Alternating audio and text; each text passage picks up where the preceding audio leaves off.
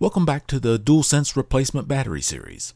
In this episode, I'm taking a look at the Pickle Power LIP1708, basically the little brother to the battery we tested in the last episode. It's rated at 2,650 milliamp hours at 3.65 volts, which works out to about 9.7 watt hours. That's the numbers printed on the label and in the product listing.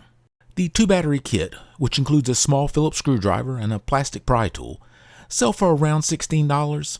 That's only about $1 less than the two-battery kit of its larger sibling. The good news, this one comes in a hard plastic shell, so it's a true drop-in replacement for the OEM battery. No special mounting tricks or precautions needed. I've already started the power testing. In about a week or so, we'll have the full results. As usual, I tested two of these batteries over several weeks and even ran a few extra charge-discharge cycles. The two units are extremely well matched in terms of power delivery. These are the lowest power delivered and runtimes I recorded, and these are the highest values I saw. Here's the average across both batteries and all test runs. Focusing on the light to mid-rumble load, 6.82 watt hours is roughly 70% of the claimed 9.7 watt hours. That's a pretty big shortfall. And here are the average run times. You should comfortably get over 11 hours with mid to light rumble. Honestly, that's not bad at all. This chart compares the Pickle Power LIP1708 directly to the Sony OEM battery. It delivers a solid extra watt hour, close to a 20% increase over stock. Not revolutionary, but definitely noticeable. The runtime comparison tells a similar story, again roughly 20% longer than the OEM battery. Nothing spectacular, but for a true drop-in replacement, that's a reasonable improvement. Like every replacement battery I've looked at so far, the leads are longer than necessary. It's just wasted wire and space. Dimensions are 60.5 millimeters long, just over 39.5 millimeters wide, and about 8.5 millimeters deep.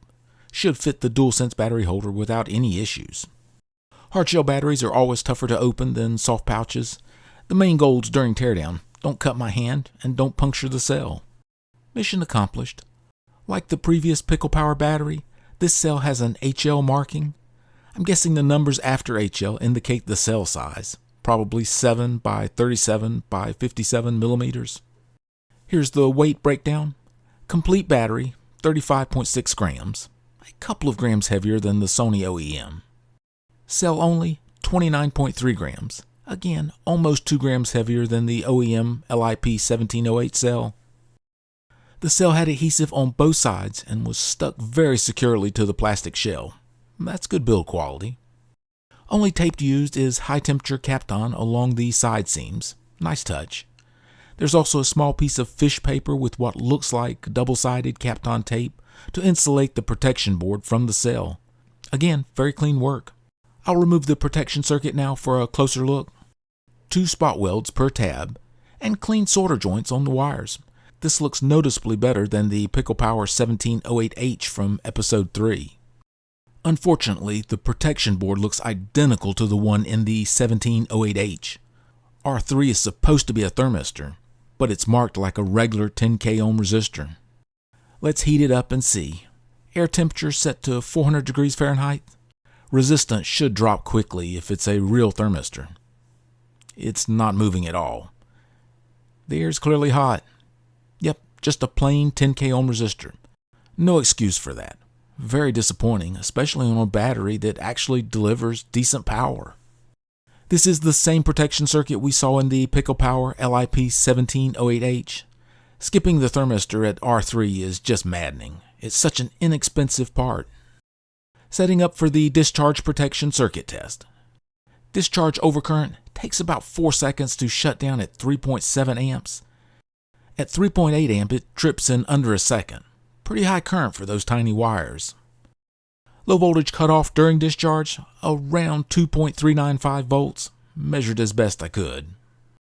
Charge overcurrent, trips very quickly at 3.5 amps. A bit wider gap between charge and discharge trip currents than other DW01 based circuits I've tested. Charge overvoltage, cuts off at about 4.285 volts. That's reasonable for this protection family.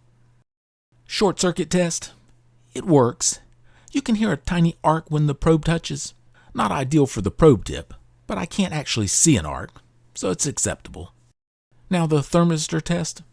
First with a genuine Sony OEM LIP1708 battery.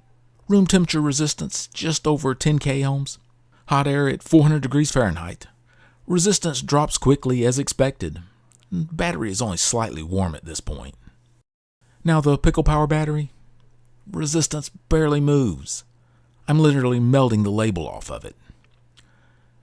The DualSense controller will have no idea what the battery temperature is. Complete failure on thermal protection. So, should you buy this battery? No. Capacity accuracy is an even bigger miss, percentage-wise, than the larger Pickle Power 1708H, so 2 out of 5 stars.